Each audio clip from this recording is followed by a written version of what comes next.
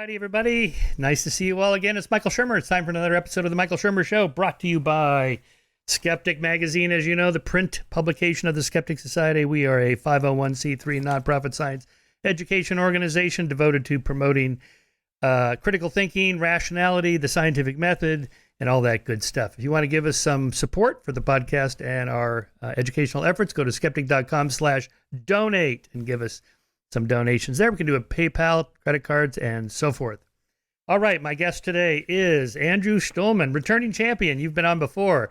He is a professor of psychology at Occidental College, where he directs the Thinking Lab. I just love that title. His award-winning research has been featured in the New York Times, the Wall Street Journal, and other publications. His previous book that we talked to him about before, I think you were actually live with us in our science salon pre-COVID. Science Blind, Why Our Intuitive Theories About the World Are So Often Wrong. His new book, here it is, Learning to Imagine, The Science of Discovering New Possibilities. Andrew, nice to see you again. How are you? Good. How are you? Things are good. Yeah, no, we're rolling along here. We got our new offices here in Santa Barbara, and I have a studio here and office. And okay, I've been reading your book. It's very interesting. What's the how should we say natural sequel from your previous book or from your research on how people think? The previous book was about intuition, and this book is about imagination. So both of those are fundamental aspects of cognition, higher order cognition. And the focus of the second book is on how we discover new possibilities. And I tackle the myth that children have expansive imaginations and imagination just dwindles with age. Instead, it's the opposite. Children actually have fairly shallow imaginations, and imagination is expanded by learning and reflection, which we do throughout our lives. Yeah, you mentioned that TED Talk that was by Sir Ken Robinson. I believe I was at the one where he had already given that. I think I started at TED in 2006, and it was already seen by tens of millions. And now I think it's like 70 million or something like that. What was the title? Because that's a good launching off point here for us. You mentioned that it was something about how education squashes students' creativity, and they start off as these wide open creative machines, and then the education system kills it. But that's not the case. Yeah, definitely not. I think the title is Does School Kill Creativity? And it's a bit of a misnomer because the speaker mostly just bemoans the fact that there isn't much arts education. The arts are being pushed aside in favor of math and science.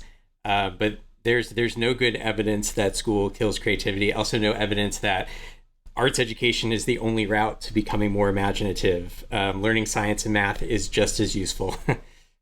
Yeah. All right, so let's start off with some definitions here. You define imagination as the capacity to generate alternatives to reality. What does that mean? Thinking about events or states of affairs that go beyond the here and now. People use the word imagination to refer to all sorts of things, like mental imagery, motor simulation, imagining yourself in the future, imagining what you could have done differently in the past. But I focus on the aspect of imagination, which is thinking about some new possibility that any of us could experience or contemplate. It's not specific to you. And are we the only species that can do that? No, definitely not. I mean, most species can, not most species. Most species that have cognitively sophisticated lives can imagine events and situations beyond what they're currently experiencing.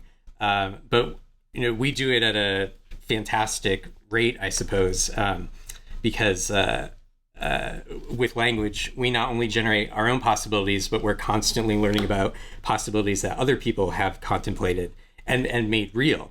So we learn a lot just by talking to other people, but also by living in a modern society that's just filled with technological possibilities that have now been realized and new discoveries that have been made. So that culture facilitates and pushes our ability to think about new possibilities in a way that other species just can't fathom. I mean, the generating of novel possibilities in other species is pretty limited to eating and foraging and mating, and whereas we can contemplate all sorts of things. Pretty much almost an infinite number of recombinations of parts of our cognition into these alternative realities. That does seem to take many layers of neural networking, models on top of models on top of models, not only transporting yourself in space, but also in time, backwards and forwards. How does that happen? Do we have any idea neurologically or, in terms of neuroscience tracking these things? I mean, it probably depends on the particular possibility. And because possibilities are always content specific, right? So, when we contemplate social possibilities, we're going to draw on social regions of the brain. And when we contemplate counterfactuals in our own lives, we'll draw on autobiographical memories. When we contemplate mathematical possibilities, we'll draw on regions of the brain that involve in numeracy and spatial cognition. So it's thinking about new possibilities is intrinsically connected to what we already know. And so the areas of the brain that are responsible for storing that knowledge and allowing us to use that knowledge, they're also going to be recruited when we're imagining something new. Yeah. One of the things I like about your research is I use it in terms of explaining why people believe whatever it is they believe. So you open chapter 2, testimony is the title of that chapter. Here's a pop quiz. Which of the following are true? So there are 6 statements here. Electrons are smaller than atoms. Yep. A baby's sex is decided by the father's genes. I think a lot of people probably get that one wrong. Human beings as we know them today developed from earlier species of animals. Well, we know there's pockets of the United States where they'll say no to that. Number 4, antibiotics kill viruses as well as bacteria. Well, we all know that is not true now. The sun goes around the earth. There are a few pockets of places, but not many where people think that's true. And all radioactivity is man-made. Okay, so your point in this is not whether people get it wrong or right. How would any of us know any of that?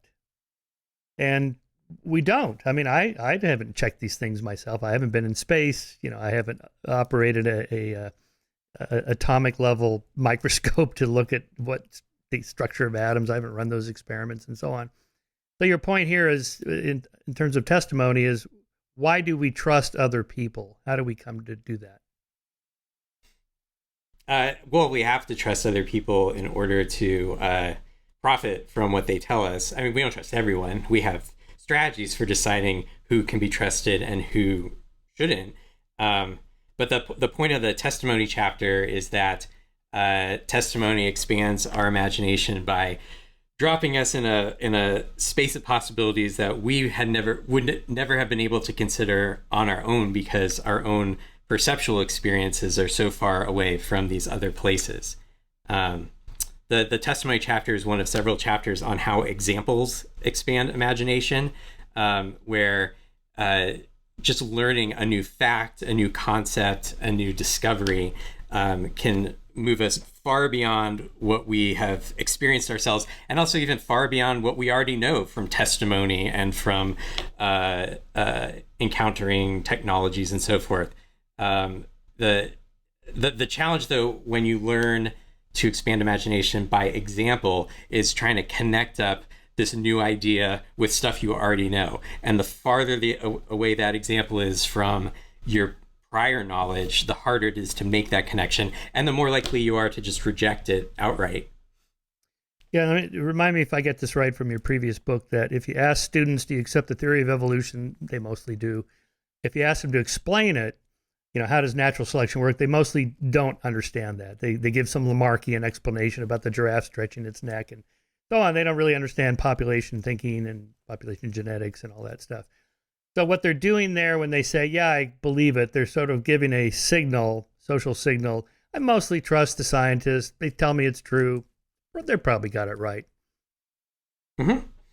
I mean, it's still a step in the right direction to accept evolution, even if you don't understand how it works. But understanding how it works is way more powerful.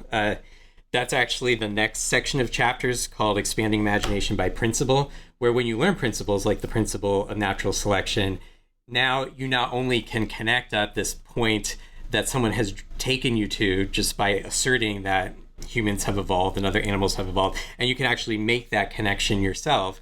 And when you understand the principles give way to whole new spaces in the landscape of possibilities, because the principles are generative in a way that a single example is not. So under the testimony section there, you're really talking about your membership in a social group in which you trust your fellow tribe members getting it right when they tell you something, or if it comes from the other tribe, let's say political or religious, then you tend not to trust it.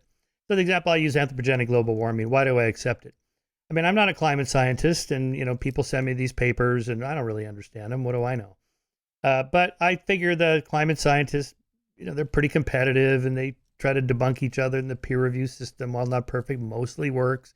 And here we are, half a century later, of people studying this stuff, and they all converge to this same conclusion. Not all, but 97% or whatever it is, converge to the same conclusion.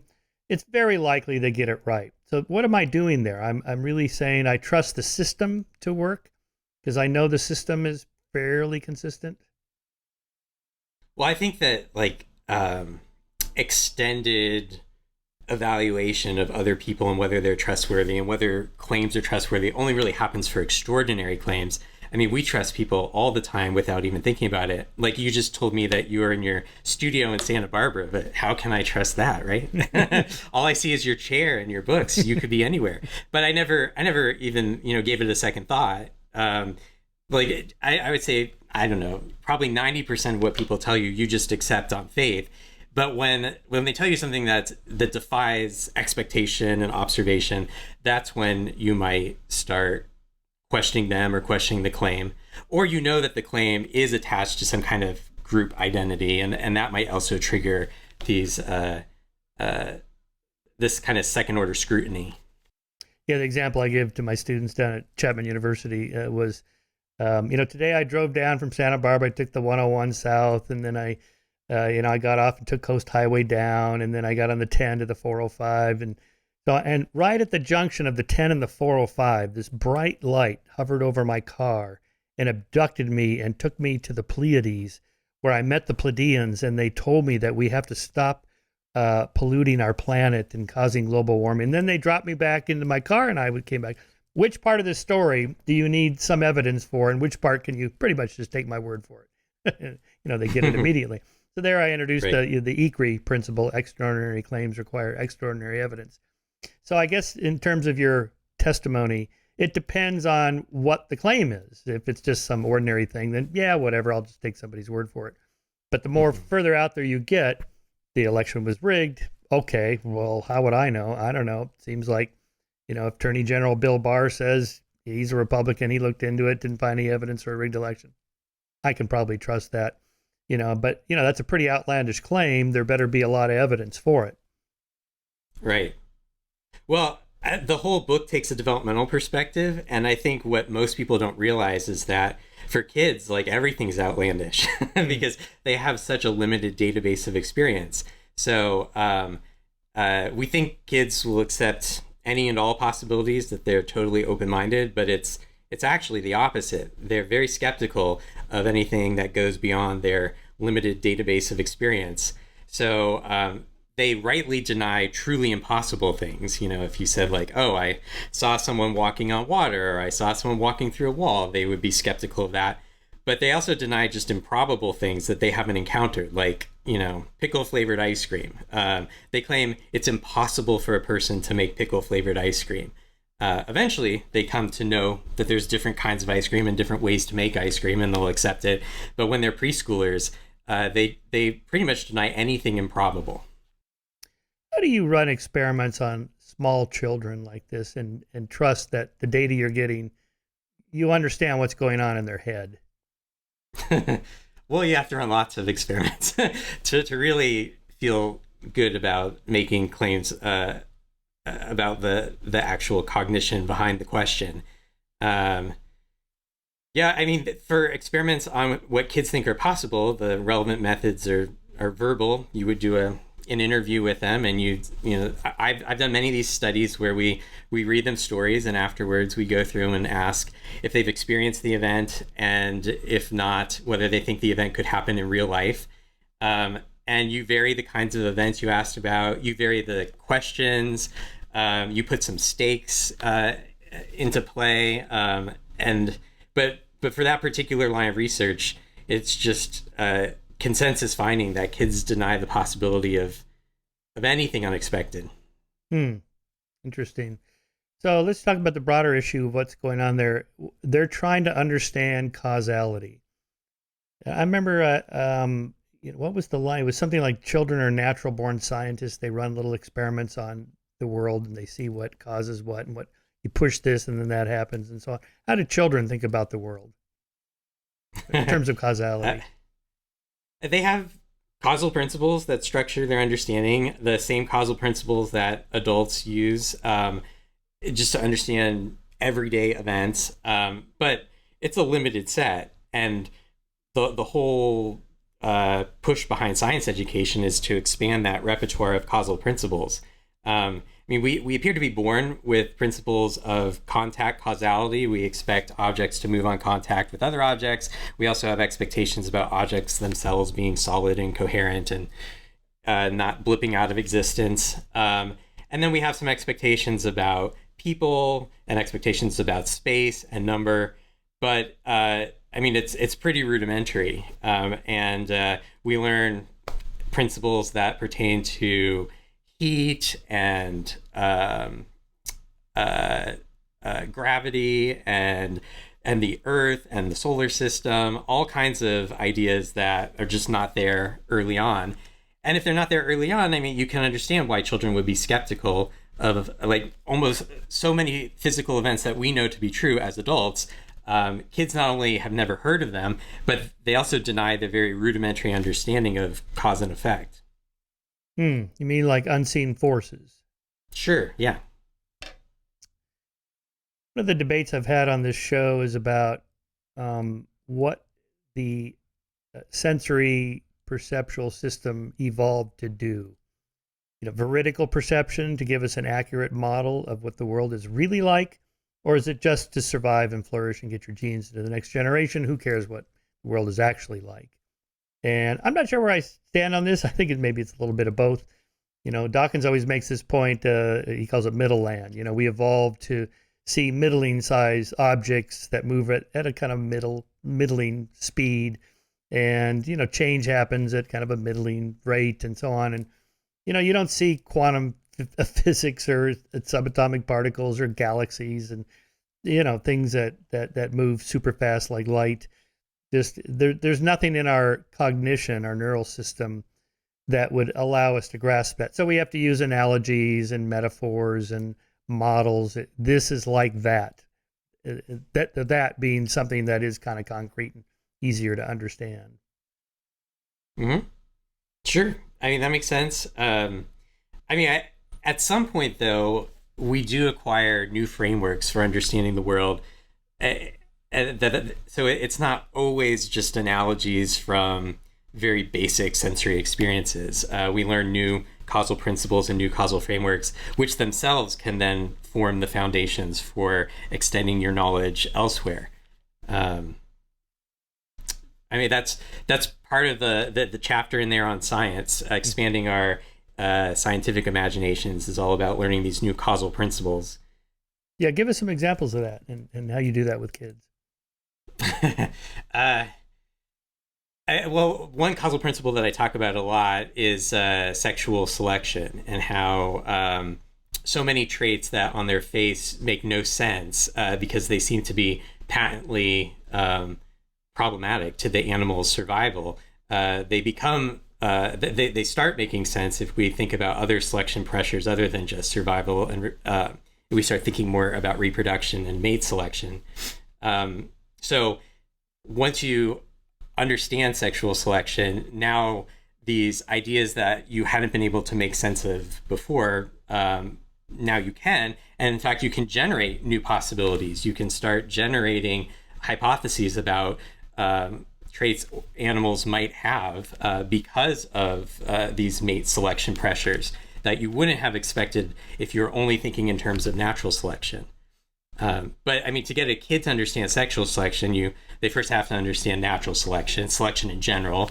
And to understand selection, you've got to understand a lot of basic principles of biology like variation, inheritance, population dynamics, about how a population can change over time. So there's lots of steps that can get you all the way to sexual selection and beyond, and understanding other higher order biological principles.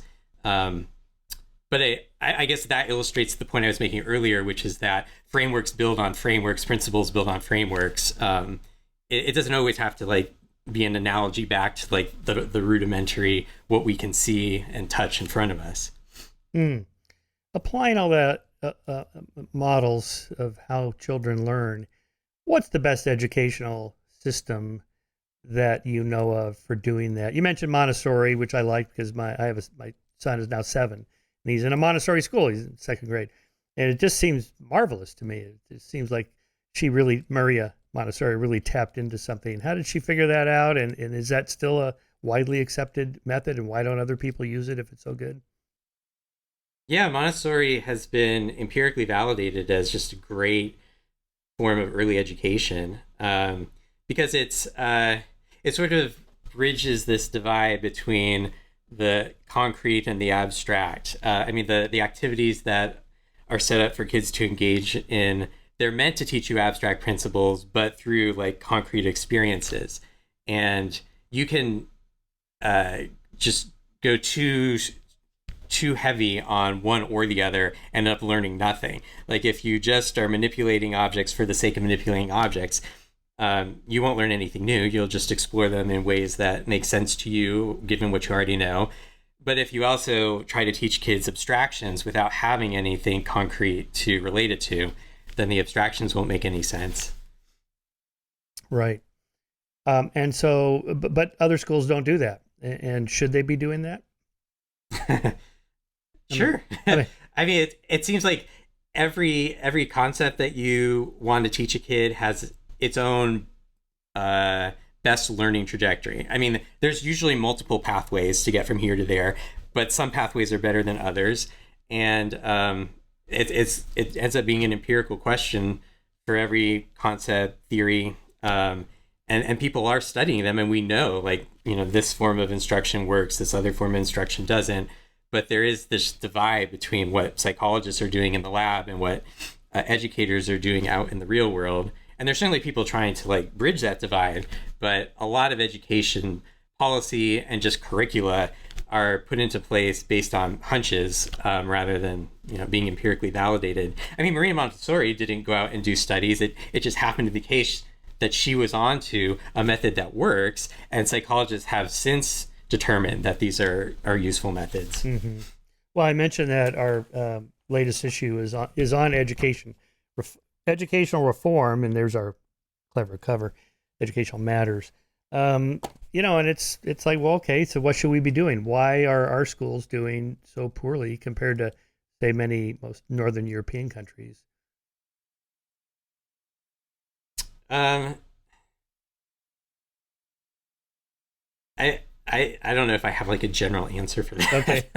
I mean, if it comes to imagination, the literature suggests that you can't spur imagination without a strong foundation in knowledge. Like, the imagination builds on what you know, and so there's nothing wrong with giving kids just like basic principles and basic facts. If you want to expand your mathematical imagination, you need to know your times tables, and you need to have all your addition facts at your fingertips. Like, some people would say, oh, that's not imaginative, that's so basic and rudimentary, but imagination builds on all that kind of foundation. So there's just having a thorough understanding of many different domains, and all the domains matter. That people will focus on one as their pet project. Like, arts education is students are underserved when it comes to arts education, And of course, arts education matters, but so does math education, science education, history, geography. All of it supports different kinds of possibilities. Mm-hmm. All right, so you have these different levels, expanding imagination by example, by principle, by model. So you go through testimony, technology, empirical discovery, then you go through scientific, mathematical, ethical principles, and then pretense, fiction, and religion. So just give us a rough overview of the kind of age benchmarks when children should be making these steps along that ladder. There aren't a lot of like hard and fast cognitive constraints on what children can learn. Usually, it's more about building on what you already know. So it would be difficult to teach a preschooler evolution by natural selection because they just don't have the fundamental building blocks. But that doesn't mean that that's a principle that's outside the range of possibilities for what they could learn. You would just have to do the groundwork about first teaching about variation, inheritance, etc., and build off of that. One thing that comes up in the later part of the book that I talk about in terms of models expanding imagination, pretense, fiction, and religion being examples of those models, is that we have some misconceptions about what children naturally gravitate to. We think that they like pretense and fantasy and fiction, but they actually really like reality. They just want to know how the world works. They're very curious about just ordinary causality and ordinary situations, and yet we tend to try to feed them fantasy. It's actually adults that are preoccupied with fantasy. Oh, interesting. So my little guy has discovered Minecraft, which is mind-blowing to me as an okay boomer. I've tried it, and I'm having a hard time navigating. He's way better at it than I am. Does he know? He knows this is all fantasy, right? And he's not really learning how the world works through Minecraft on the computer screen. I like building things, building structures within Minecraft. But maybe there is some basic causality being learned there. Yeah, probably. I don't know how well the physical principles instantiated in the Minecraft world translate to the real world. I'm sure he is learning something about engineering and architecture. But yes, he understands that there isn't some other reality where this is actually happening. Kids are almost never confused by the fantasy reality distinction. That's another thing that adults assume is true. They know very well what's real and what's not. And if they ever make an error, they tend to say that things that are real are not real, as opposed to the other way around. Right. So, yeah, kids reading Harry Potter, adults don't need to explain to them, this is magic and fantasy, not reality. They know this. Right. The reason why adults tend to think that kids live in a fantasy world and that they believe in fantasy characters is because we've given it to them. Like, we have convinced them of the myth of Santa Claus. They wouldn't invent Santa on their own, but there's a whole conspiracy theory that Santa is real, and the adults, give kids this message consistently when they're little. And so they actually suspend disbelief to accept Santa. It's not like they're predisposed to believe in him. He is an extraordinary being, and so they on their own would doubt Santa's existence. But because all the adults in their community seem to accept his existence, they'll go for it too. And then the same thing with like monsters and dragons and other elements of fantasy. They're part of the fiction that we have deemed children's fiction, and so they are reading this fiction and listening to it, and they like it. But left to their own devices, they would actually prefer nonfiction. And how do you know that? From studies where you just assess kids' preferences. You give them options about, here's a story that has a fantasy element to it. Here's a story that's all about reality. Which would you rather listen to? And they pick the reality stories. Really? Yeah. It's a pretty amazing, actually, how their preferences fall out. So when given a choice between fantasy and realistic fiction, they go for the realistic fiction. When given a choice between realistic fiction and nonfiction, they go for the nonfiction. And when given a choice between a boring, ordinary story and something more unusual, they go for the boring, ordinary stories. this is true both when deciding what they want to listen to and also when constructing their own stories. When you give them like a choose your own adventure kind of story where they get to decide what happens next. Is it going to be ordinary, extraordinary, fantastical? They go for the ordinary. And what is the theory behind why they have that preference? Is it to learn more about reality the way it really is, and there is a pressure for that?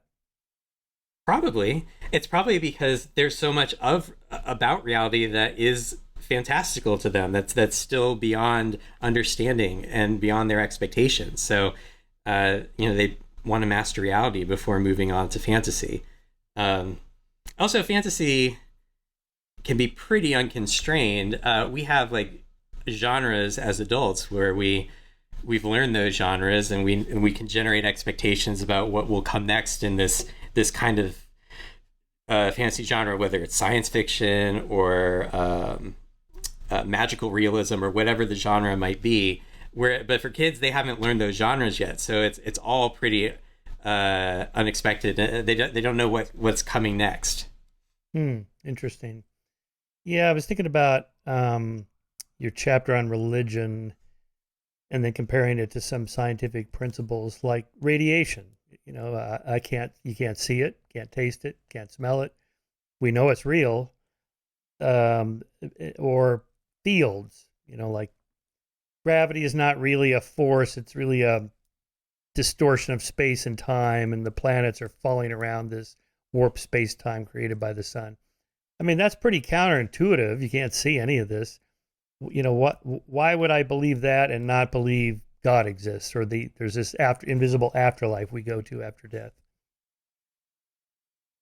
Well, the chapter on religion talks about how that kind of understanding. Well, I mean, I'm not sure if the point of the question was that religion doesn't seem any more unbelievable than science, or like some religious ideas you can actually liken to science, like God can be this like mysterious force, just like gravity.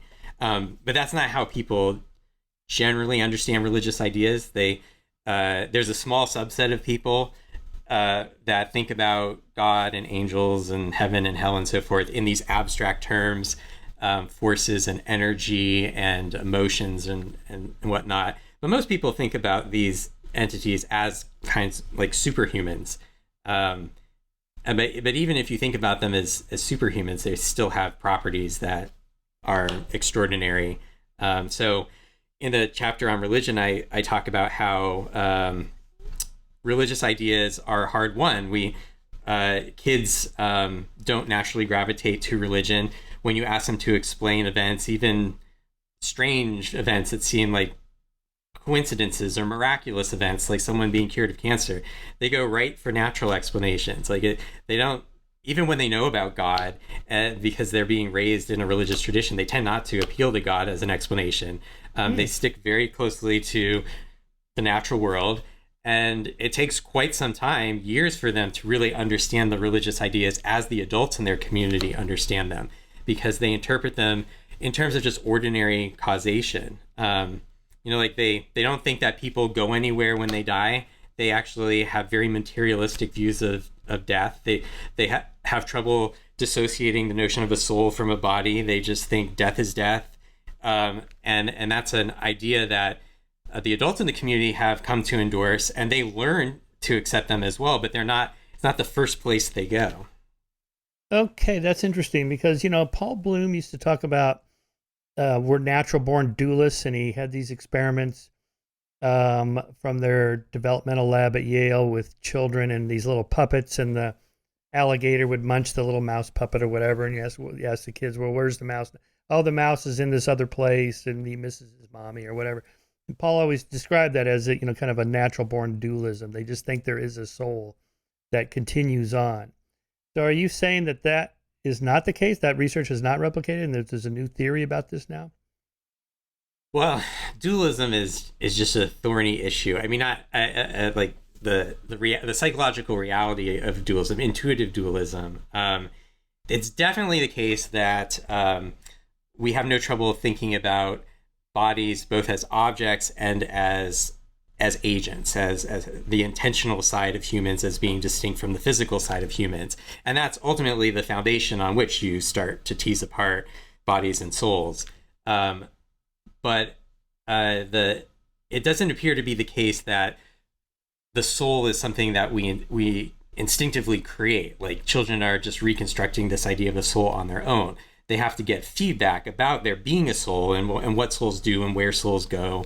So there's experiments like the what happens when you die is probably and one of the easiest experiments that you can do across ages. And when you do those kinds of experiments with kids outside of Western religions, they all just say you're dead and done. They don't have any expectations of an afterlife. And even kids being raised within Western religions, if they're young enough, they don't have these expectations of continued existence after death. It's not until, I don't know, I think it's around age 7 that they start thinking about the soul as being something that can exist past the body. And does that come naturally to them, and then it's the adults that tell them the details of where this soul goes and what it's like on the other side and so on, based on their religious preferences? Yeah, this basic divide we make between bodies and minds, like that's where the information about a soul gets assimilated. Like, they can understand, oh, the soul is like the mental part of being human, but it's not as if it was there from the start. They're not. If they weren't raised in a tradition that made that kind of distinction, they wouldn't necessarily make that metaphysical distinction on their own. Interesting. And okay, so that happens around age 7, you said. And here I was thinking of theory of mind comes online around age 4 or so. Is that correct? Where they can imagine themselves being another kid. It's the candles in the crayon box experiment that Alice and Skeptic used to do. And at some point, they just suddenly can imagine themselves being the other kid, not knowing what's actually in the crayon box. That the kid's going to think it's crayons, even though I know it's candles. So that requires some age level. And I would imagine that has to be linked to this idea of, dualism.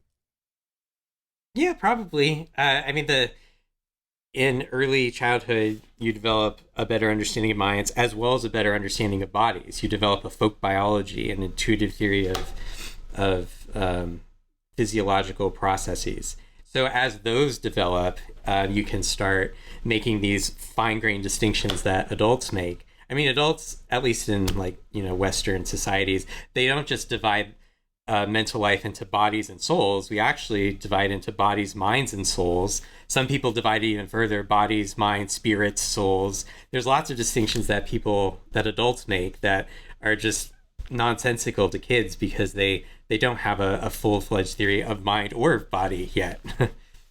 Yeah, interesting. I've just been thinking about this hard problem of consciousness, or just consciousness at all. And part of the problem is you can't perceive your brain working. It feels like there's just something floating around up there. Thoughts are floating around. There's a mind that's separate from the brain. There's a soul separate from the body. There's a ghost in the machine. That's what it feels like intuitively. When does that come online with kids? That's around age 7 again?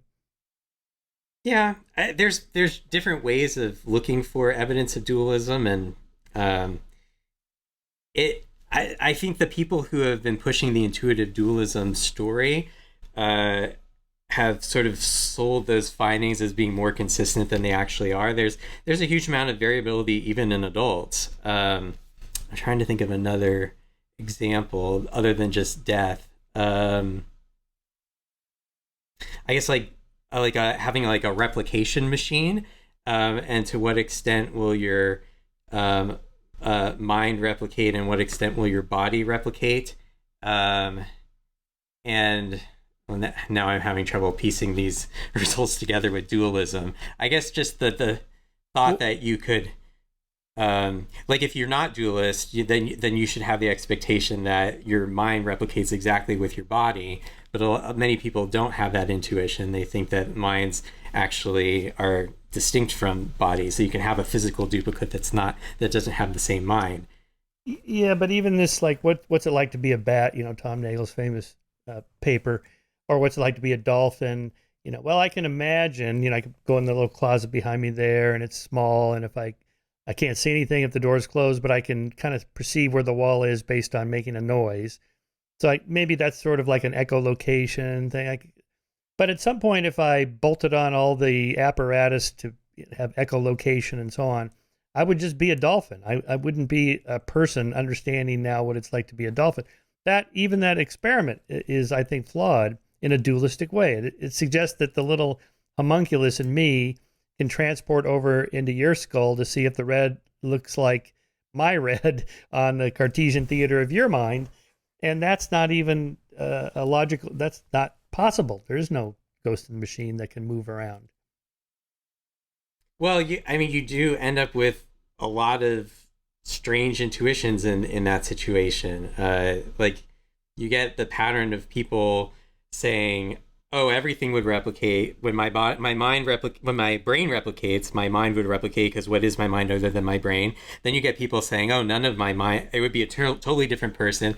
And then there's a lot of people just in the middle who don't know what to make of it, and they think like, "Oh, well, some aspects of my mental life would probably replicate, others probably wouldn't," because they don't have a worked out theory of how the mind and the body are related. And nor should they. I mean, that's been a philosophical question for ages. So the average person probably hasn't thought too hard about it. I know. I explored all this in my book, Heavens on Earth, first with the religious versions of this. When you die and you go to heaven and you're up there with Jesus, if you're Christian, what's up there? Are you physically up there? Or is it your soul? Or, what is it? I mean, you explored some of this in your religion chapter. Well, I would been very surprised by how many people who are very devout Christians or Jews or whatever, that very religious, believe in a very concrete version of these theological ideas. They think that heaven really is just a place in the clouds, and you're there in some kind of physical form, and you reunite with loved ones in a physical form, and you exist doing things like you would be doing on Earth. It seems like that a lot of people really believe that. It's not like a metaphor. It's not tongue in cheek. And then you have other people who think, well, that can't really be the answer. So they're also devout, but they have more abstract ideas about what heaven would be like. That's, reunion with God, whatever that might be, or some sort of, eternal bliss, but it's not connected to a body or spatial existence.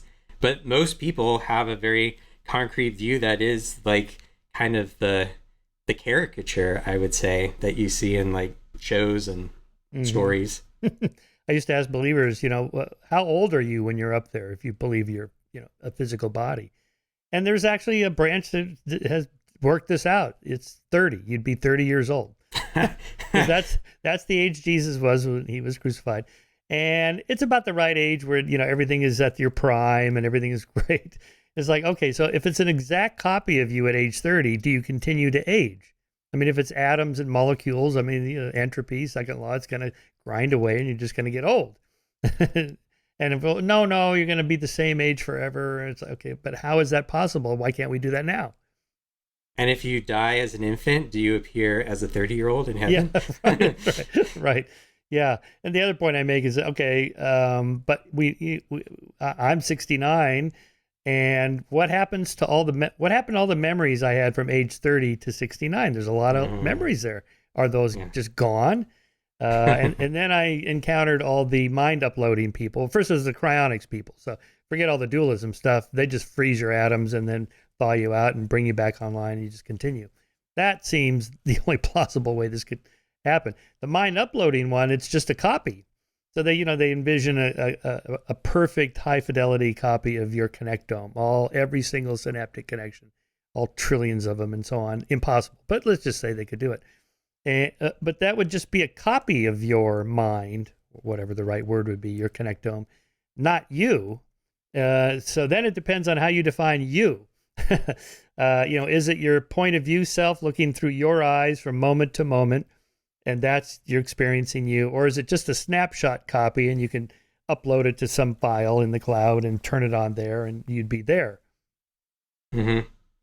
Yeah, well, these are ideas I think the average person doesn't contemplate. A lot of this research on religious cognition reveals that people accept very lofty theological notions, but they don't draw out the implications at all. So really, they think about God, angels, heaven, hell in concrete terms, and they say they believe that God is omnipresent and omniscient and so forth, but that doesn't support any kind of reasoning. When they have to reason through some situation, they go right back to a very anthropomorphic view of God and angels and a concrete, spatialized view of heaven and hell. Yeah. Or they use obscurantism language, like, God is the ground of all being. This is my favorite. This is from Tillich. But Deepak Chopra says something like that. Consciousness is the ground of all being. What does that mean? Dan Dana calls these deepities. They sound deep, but if you ask, well, what is it? It's like, well, Or I was just at this conference in London, How the Light Gets In. It was called. So I was doing a panel on spirituality. Can we be spiritual? Anyway, I gave the kind of standard materialistic perspective, but one of the other participants was saying, well, it's spirituality is real. It's okay. So what is it? Well, it's mystical experiences. Well, what are those? Well, it's when you're feeling spiritual. Like, but what is spirituality? It's mystical experiences. Like, okay, you're just doing this circle loop. Right? It's just a tautology, trying to find words to describe really indescribable things. So you had this faith frame from Tanya Lerman, who was on the show. I loved her research here, where religious practices are not byproducts of belief, but means of achieving it by turning vague abstractions into palpable experiences. So talk about that for a minute. Well, the whole point of the religion chapter is that kids aren't prepared to have these lofty religious ideas. They are prepared to understand the ideas in terms of like ordinary humans, ordinary places, and that it takes work to be religious and to hold these religious ideas and to somehow try to reason consistently from some theological perspective. And so Tanya argues for that perspective that rather than religion just being intuitive and easy, something you just naturally slip into, you have to work for it. And that requires having faith and suspending disbelief. And that goes along with this idea that religion is a model of some kind of other metaphysical reality that's not intuitive, but there's been multiple models worked out, and you can learn about those models, and they have some interesting insights to offer, but they don't come naturally. Right. So sometimes I worry I'm missing something big about nature or reality or truth by being too narrowly materialistic, non-dualistic, a monist, and so on. Because like I've had people say, well, if you take ayahuasca, you'll see there's this whole other world and there's these other beings. And it's like, yeah, but okay, let's say I do that and I come back and go, oh my God, you were right. And then somebody says, wait a minute, Shermer, come on, what happened to your materialism? It's like, well, here, you try the ayahuasca and you'll see. But that's still just in my head. It's an internal truth that you can that the only way it's true is if you experience it. But in science, aren't we looking for something more than that? Like it's actually out there in the world. It's not just in your head. Sure. I mean, I'm not defending the faith frame.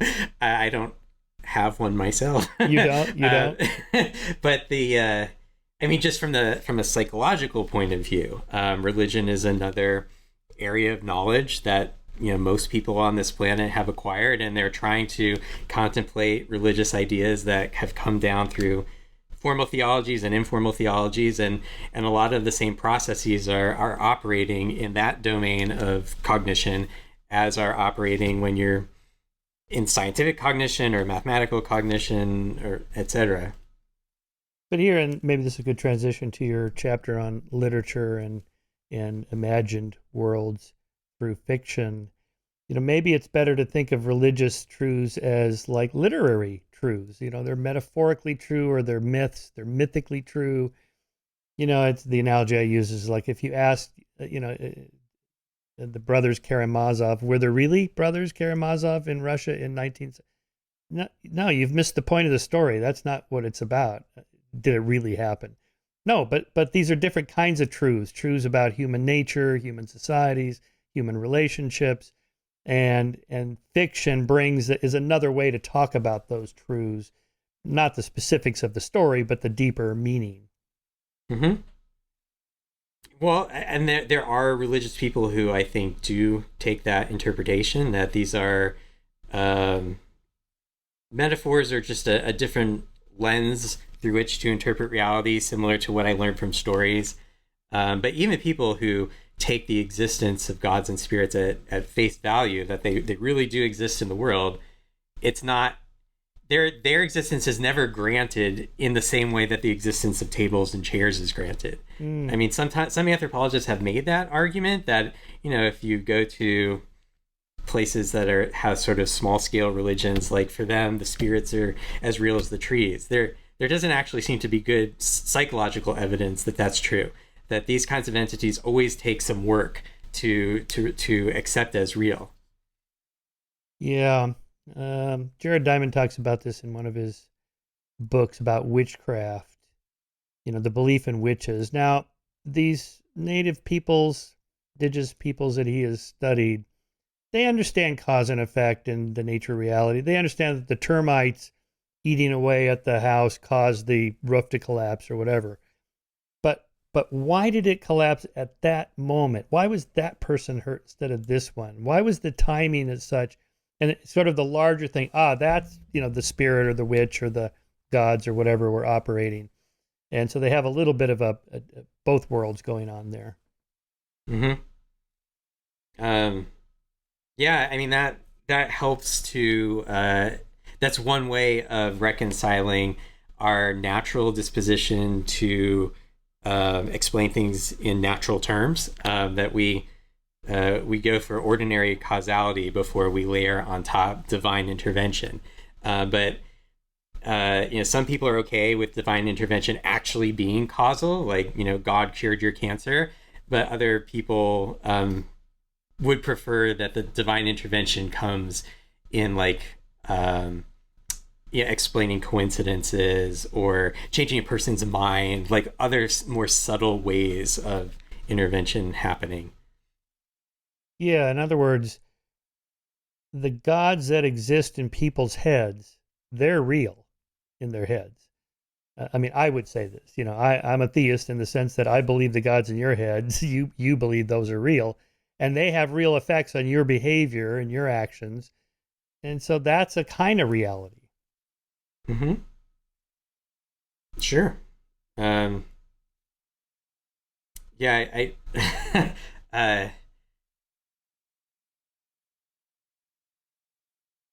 I'm just trying to, yeah, I don't want to like try to defend any particular stance that people take. I mean, the when psychologists are studying religious cognition, it's just to explain what it is they're doing. And we do live in a religiously pluralistic world where even people who have accepted their own gods as real, they have to also accept the existence of other gods for other people. And it's I would think that practice has to lead to some level of humility in your own set of beliefs, given that we're now surrounded by people with very different beliefs. Okay, so why do we have literature and fantasy if kids tend to prefer nonfiction to begin with? Well, because adults get bored with reality. I don't know. I mean, fantasy is fun. Even kids have fun. It's not like we have to force them to read Harry Potter. They like Harry Potter. And in fact, the studies that suggest that kids don't like fantasy, those are very little kids, like preschoolers. So usually, it's kids in elementary school and middle school that are starting to get into these fantasy series like Harry Potter. And that's a point at which they've they actually have learned a fair amount about the world, and they're probably ready to start departing and from reality and supplementing it with magic. But it's probably also the case that what makes the best fantasy stick is not actually the fantasy. It's like just the ordinary elements of the story. Like there's good characters, good plots, interesting character development, and enough enough reality in the story that the fantasy is like a supplement. If the story was just fantastical through and through, no one could make sense of it. You'd have no clue where the narrative is going next, and you wouldn't get that same sense of satisfaction when events unfold in a particular way, because they could have unfolded in any way. Yeah, I once had a science fiction author tell me that the further out into the future your science fiction scenario is set, the kind of wilder the forces and powers can be, the closer to our reality, the more plausible it needs to be. So, Star Trek, okay, centuries from now, we'll have warp drive. Okay, sure, why not? Why not? But if it was, like set in the 2050s, like, no warp drive. It's got to be something more plausible. Oh, yeah, definitely. There's a phenomenon known as plausible impossibility. It's a term that Walt Disney coined, where he realized when he was making the transition from little cartoons, brief 5-minute cartoons, to feature-length films, that there had to be more reality in the film, and so that when you did depart from reality, it would seem plausible. Because its early cartoons were quite surreal. Characters would kind of shrink and expand, and they would just like pull their head off at will and jump around and disappear and reappear. And you can't really sustain a feature-length film with characters that can do anything. So he moved, and it's not as if he invented plausible impossibility. I mean, great fiction writers have realized this, for centuries, that you can't violate too many rules, or that you lose the narrative, you lose your audience. There's great work looking at which tales of prolific authors have survived the test of time, whether it's the Grimm's brothers or Ovid and his Metamorphoses, and you find that the ones that are closer to reality and violate fewer of our expectations are the ones that have been most successful. We don't hear about the Grimm's brothers' tale of what is it called? It's in the book. I forget. He has a tale where there's a character who like loses her hands, and she gets silver prosthetics, and the father makes a deal with the devil, and somehow she's rescued by an angel. Like there's just way too much going on in this story for it to have resonated with audiences. So instead we get like Cinderella and Snow White. Those ones resonate. Yeah, because I guess they reflect life at the time. Life was nasty, brutish, and short, and human relations are mean. Stepmothers don't get along with their stepkids and so on. All that, I suppose, is a kind of, again, metaphorical truth that reflects the way things actually are in families and environments like that. Yeah. Right. What about cartoon physics? Where like Wile E. Coyote doesn't fall until he realizes that he's past the ledge and looks down, and then he falls. Right.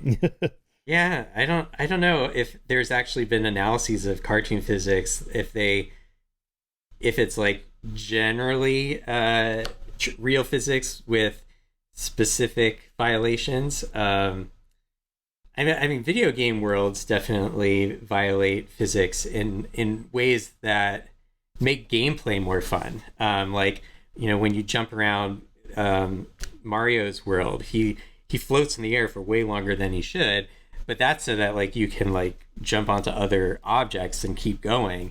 Or like another thing that happens in Mario World is when you jump off a moving platform, you can jump straight up and down, so the platform can go out from underneath you.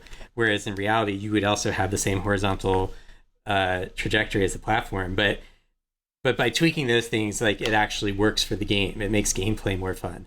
And so I assume something similar is going on in like fictional stories too, and probably cartoons, that animators have developed some kind of sense of like what would be entertaining and what would just be a step too far.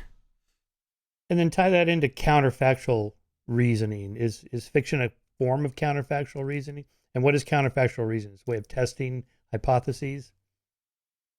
I mean, the strict definition of a counterfactual is that it's you take a fact and assume it didn't happen. And usually when psychologists talk about counterfactual reasoning, it's within your own life. So, imagine you didn't get married, or imagine you did go to college, what would have happened? Or something more trivial, like imagine the glass didn't fall over. Wait, I lost the train of thought. Wait, what was the counterfactuals and literature? I mean, literature in a way is presenting right. counterfactuals. Sure. Yeah, like some really good stories just start with like a single counterfactual. Like, what if history had turned out this way rather than this way? Yeah, that goes along, I guess, with the idea that the best fiction only violates a certain number of expectations. Because if you could think of like a magic spell as a kind of counterfactual, rather than an object falling to the ground, it remains afloat.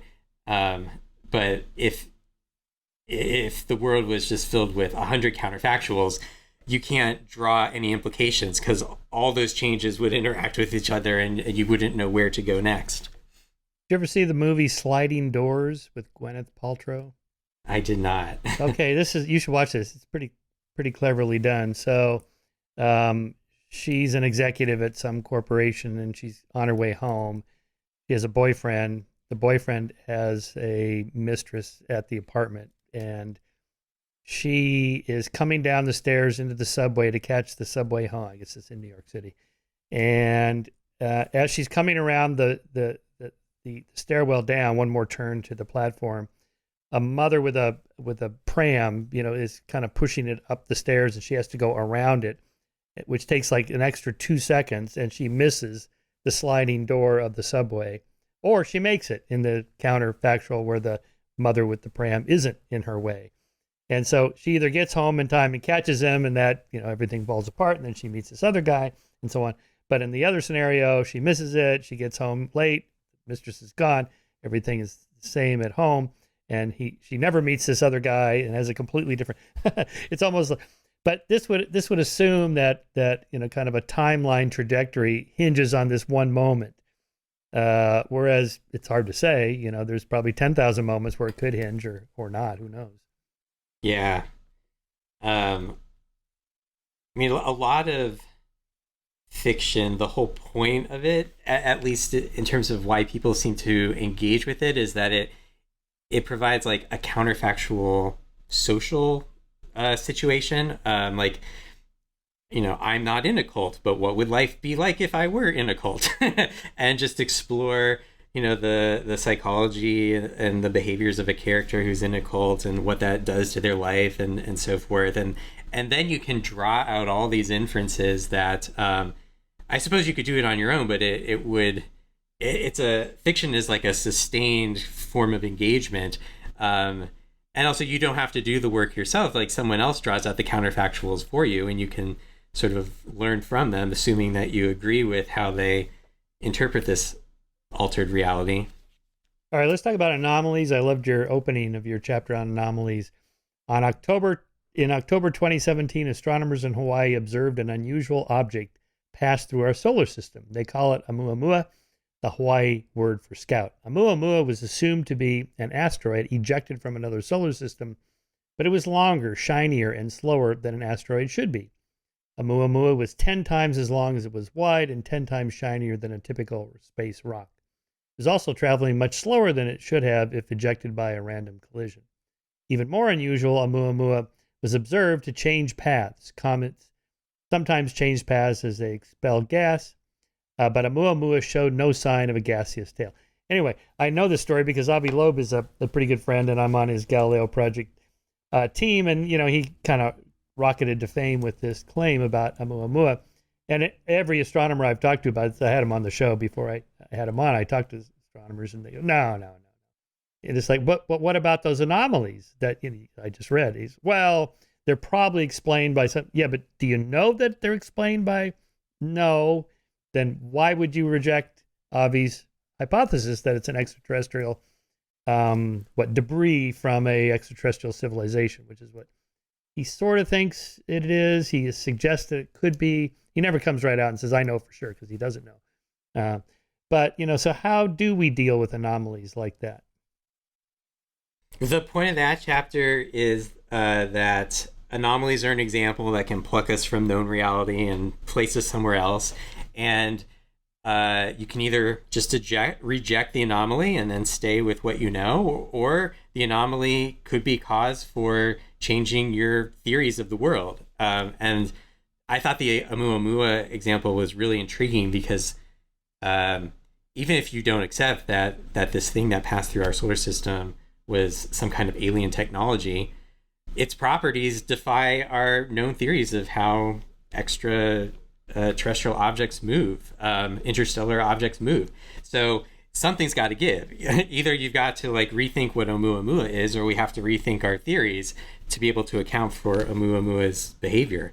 And that's sort of the challenge of anomalies everywhere you experience them. They can they can expand imagination in one of two ways. Either they take you to this new landscape of possibilities, or in rejecting them, you think of new possibilities regarding what you already know. You reshape your knowledge. But the anomaly itself forces you to do some kind of reconciliation. Yeah, I really like that, because no scientific theory explains everything. So there's always anomalies. And the question is what do you do with those? So that's that kind of Kuhnian paradigm shift idea that enough anomalies build up that somebody comes up with a different frame to put around it that accounts for the other facts and the anomalies. Not all of them, but enough of them. So usually it's Einstein's theory of relativity based on the perturbations of Mercury's orbit was the anomaly not explained by Newtonian mechanics, that kind of thing. But the problem, it seems to me, is that no theory explains everything, right? So there's always anomalies. When do we, I guess, embrace them and keep an open mind versus, is it just one of these things that probably doesn't mean anything? Well, it's a psychological question, right, for every individual. Collectively, humanity has to deal with anomalies as we, make progress in our scientific understanding of the world. But each individual has to deal with anomalies. And what could be anomalous for you is not anomalous for someone who has a broader set of theories that can account for that anomaly. I mean, part of the point of the chapter, though, is that we don't like anomalies. Even though they are opportunities to expand our imagination, we tend just to reject them outright. And that's definitely true of children, even more true of children than adults in many cases. Again, challenging this idea that kids are very open-minded and willing to learn about new possibilities. They're highly likely to stick with what they know, even though they know very little compared to an adult. And then what happens at that moment? They just ignore the anomalies? They just don't think about them? Well, there's a parapsychologist who've actually come up with a taxonomy of what we do with anomalies, and they have, I think we have 10 responses to them, and only one of them is to accept the anomaly. All the other 9 things are to dismiss it in various ways. We have this whole arsenal of ways that we can dismiss anomalies, and starting when we're very young. Part of the point of the chapter too is to argue against this idea that the best way to teach children, going back to good education, is just to immerse them in some phenomena and just let them discover things on their own, because they won't discover much on their own. They tend to explore the situation in ways that are consistent with what they already know and already believe. And then when they discover something unexpected, they'll ignore it or they'll dismiss it. And that's usually the whole point of the educational activity. oh, look, when I roll balls down a ramp and one's heavy and one's light, the heavy one doesn't get to the end of the ramp first. They get there at the same time. The kids can roll balls of different weights down ramps endlessly and never learn that gravity is pulling them down at the same rate. They'll continue to insist that the heavy one got to the end just a little bit sooner than the light one. Why is that? Just because that's their folk physics? Well, because anomalies don't come with a way of integrating them, right? They challenge our expectations, but how you resolve the challenge is up to you. And so that activity of rolling balls down ramps can be incredibly powerful if ahead of time you've explained what gravity is and that it operates on all objects at once, and then you ask them to make predictions about the balls, and they see their predictions are violated when the balls actually hit the ground at the same time. And you go back to this framework you've been establishing about gravity pulling all objects equally. So you can scaffold the introduction of anomaly in a way that it is pedagogically useful, but just discovering it on your own will not tend to lead to any kind of change. Oh, yeah. So you got to have the principle ahead of time to know what to do with the anomaly. Right. And that's like, the physicists who are grappling with Oumuamua, or how yeah. Oumuamua, they don't have the relevant principles in which to explain it away, right? So that's why it's still a debate as to like what Oumuamua is. Yeah, well, but the principle would be it actually is alien technology. I mean, this is what Avi is saying. There's two hypotheses. One, it's natural, and one, it's artificial. And, the data seems to support, in his mind anyway, that it's more likely to be artificial than natural. Okay. So what do I do about that? I'm not a physicist. Well, to me, like, okay, so there's a lot of natural. It's 99.9%, probably not 100% of everything we see is natural, not artificial. Although it could be, because we may not be alone. So let's just keep an open mind and assume it's probably natural, but just in case, keep a little bit of an open mind and let's look some more. Okay, that seems like a reasonable response on what to do with that. Mm-hmm. That seems to be what most physicists are doing. They'll say it's natural, and it's either just very, very unlikely, or there's something going on that we just don't understand. But in some ways, not then attending to it and trying to understand it is a form of rejecting it. Yeah, I know what bothers a lot of scientists about this because I talk to them, is that, Avi gets a lot of media coverage for his books in which he suggests, this could be this could be the discovery of the century, if not the millennia. We're not alone. And it's possible we're not alone. I mean, you just talk to the SETI scientists. They're quite certain we're not alone, although they don't have any evidence either.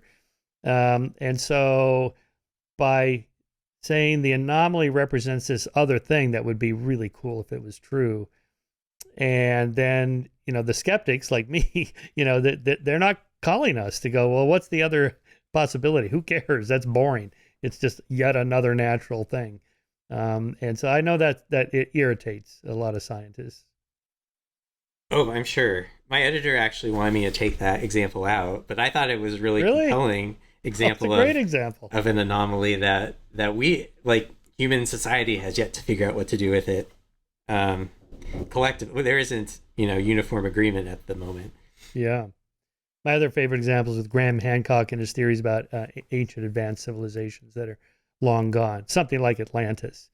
Now, he's not an ancient aliens guy, and there's nothing supernatural about this. It's just, things are a lot older than we think that they are. And mainstream archaeologists are too close-minded and dogmatic to see that stuff just keeps getting older.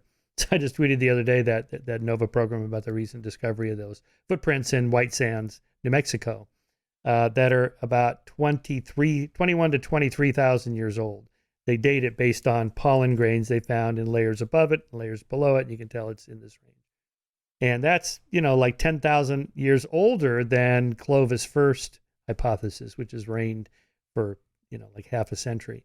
And that's looking like it's not the case. So, okay. In other words, enough of these anomalies pile up. It's like, okay, maybe stuff is older, but But is it that much older? I mean, Graham thinks so, like tens of thousands, maybe 50,000, 100,000 years ago, people were living in North America, and so on and so forth. And okay. So I've kind of tracked these things with the whole idea of anomalies, and that, well, we should keep an open mind and not just close off to people like Graham Hancock because he's an outsider. Scientists tend to be more elitist and closed off to outsiders, maybe for good reason, because outsiders are usually wrong, just like most scientists are usually wrong about their hypotheses. So anyway, I'm just kind of riffing on this problem. Yeah. Well, anomalies are really fascinating example of like the push and pull of knowledge and imagination, because like our first instinct is just to reject the anomaly and not have to try to construct some new possibility and connect it with what we already know. And that's often the right approach, because there is something wrong with the anomaly that we don't know something about how it's reported or observed or whatnot. It's not wrong to be skeptical of anomalies if you have a sufficient database of experiences that make it anomalous. But on the other hand, sometimes that's the theory changing or field changing piece of evidence. Yeah. All right, let's talk about how to instill creativity in others, your kids, yourself. You used the example of the Beatles, which is such a great story, because they worked so many years in obscurity in those Hamburg and Liverpool nightclubs. I guess I didn't realize that it was like 90% of what they played were just covers. And then, so using that example, what's the trigger for them becoming creative and imaginative in producing their own music rather than other people's music? Yeah, that's a great question. I think part of it was just that that was their mission, that they were out to create their own style. But in order to create your own style, you first have to learn so many other styles.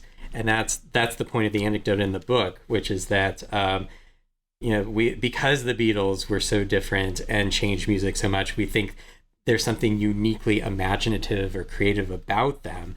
But most people don't know, like, their early career, they just like learned everybody else's music and were just playing everybody else's music. And when they wrote music, it was pretty bad. Like, they never returned to it. It's not like when musicologists have found early Beatles works, they're so excited because it matches their later quality. It doesn't. So there was this long period of developing their musical imagination by enriching their knowledge of like what possible styles there are, and then from that emerged their own style. I mean that's actually pretty hard to say, like, what the trigger was, or like what did they have to become familiar with before they could then venture out and push boundaries. Yeah, it's like the biopic film on Elvis, with Tom Hanks playing his manager, about the influence of gospel music on his music. And nothing comes out of nothing, no ex nihilo. And all innovations have prior innovations that they build on. So I guess the hard problem is then why is it some take off and become hugely popular and others don't? Yeah. Yeah.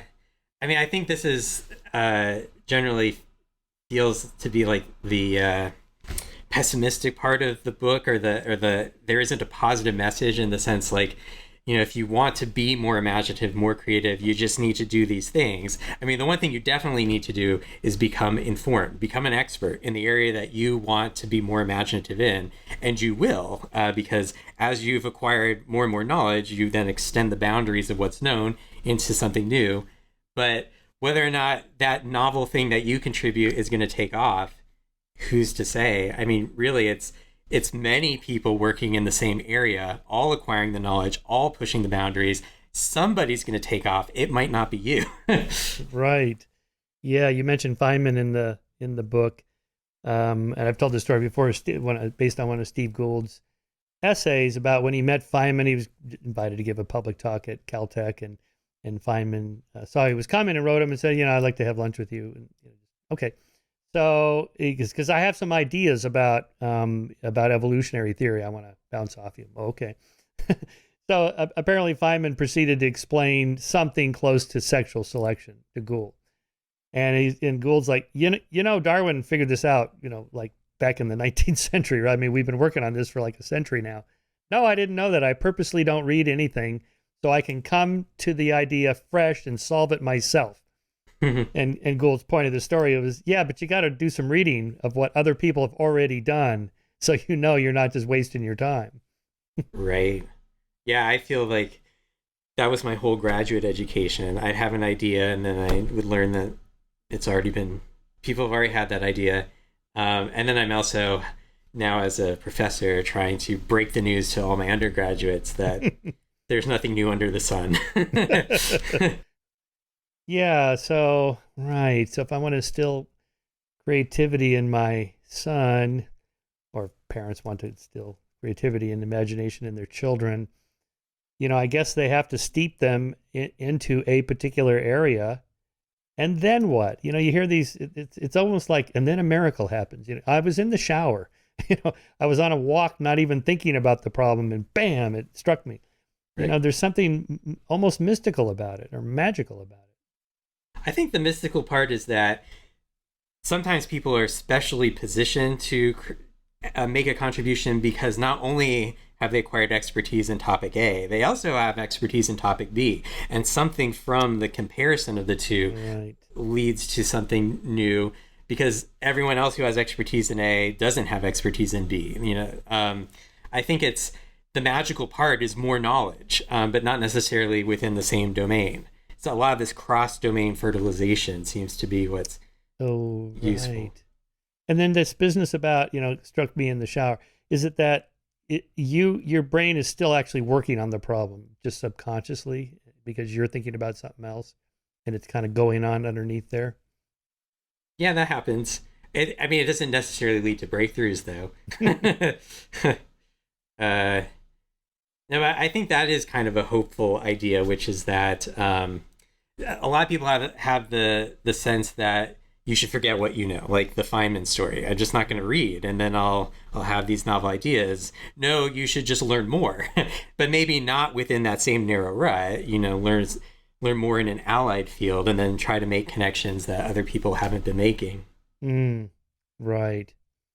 Yeah. Okay. All right. So toward the end of the book, you're talking about AI. This is all, in real time changing things with Chat GPT and so forth. What do you see the role of AI and in the future of creativity and imagination?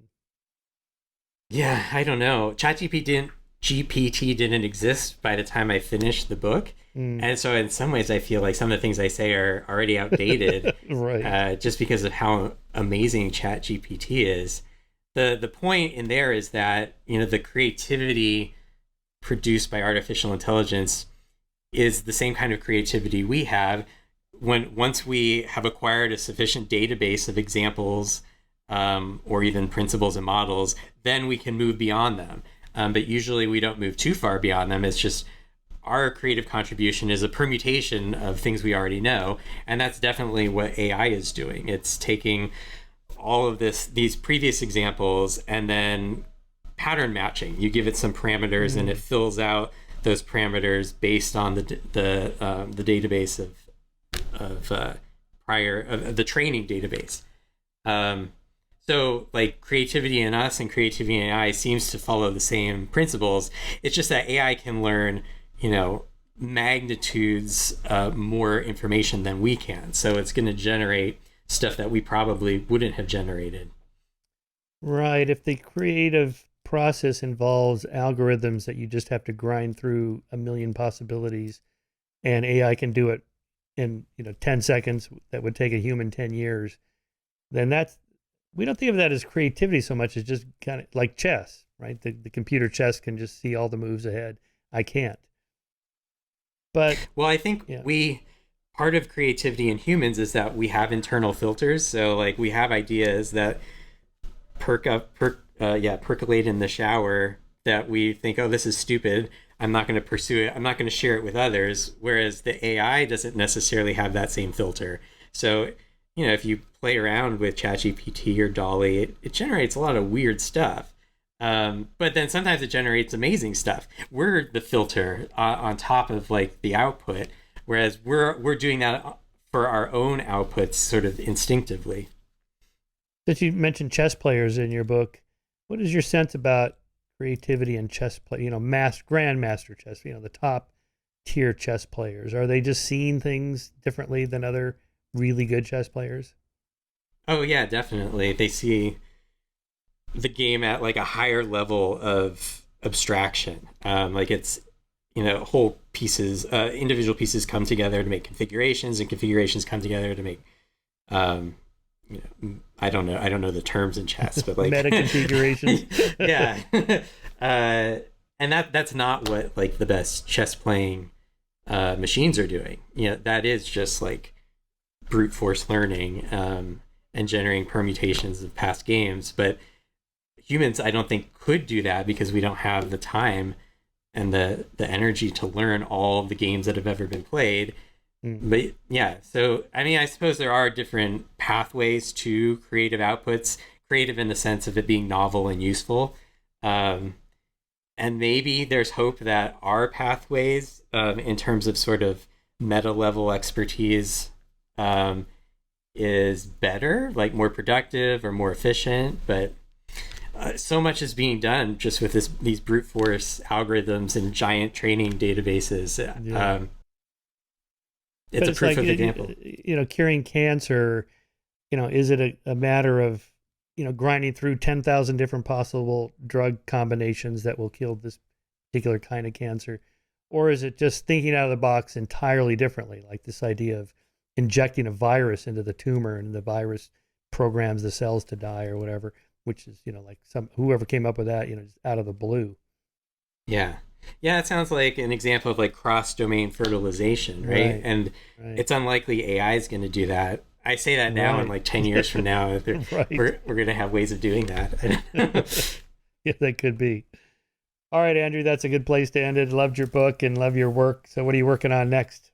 What's your lab up to? We've been studying cognitive reflection, which is thinking about your own thinking. And how that improves your learning and decision making and reasoning. And we've been studying it in kids. There's a test that has been developed for adults, and we've created one for kids to study the development of cognitive reflection. Oh, that's interesting. Okay, so yeah, let me ask you about that then. Since one of the problems we deal with here is, debiasing people. Why don't you explain the confirmation bias and the hindsight bias and the my side bias? Now what? What do we do about it? Can people be trained to recognize these biases, not only in others, but in themselves? Yeah. I mean, it is possible. I mean, people with high in cognitive reflection do better on all these kinds of tasks, including like avoiding the my side bias. But it's not foolproof. I mean, you hit the nail on the head when you are questioning whether you can be a better reasoner about your own biases. You can get better and better at reasoning about other people's errors, but to identify your own errors is quite challenging. And in that, I mean, the best solution is just to hang out with smart people. And that's part of what the scientific community is all about. People challenging each other and willingly so, and not being offended by the challenge, being open to argumentation and revision of ideas. I mean, inviting it, like, hey, I have this crazy idea, Andrew. Tell me, have I gone off the rails or am I onto something here? And please be bluntly honest. Yeah, or even if you didn't invite it, just being open to it when it comes your way. I mean, no one wants to be challenged. We all have our pet theories, but a lot of scientists have made this commitment to the data. Like, I go where the data goes, and to logic. To be shown that your ideas are, logically suspect. If you make those kinds of meta commitments, that can help. That's kind of outside of cognitive reflection as it's traditionally studied.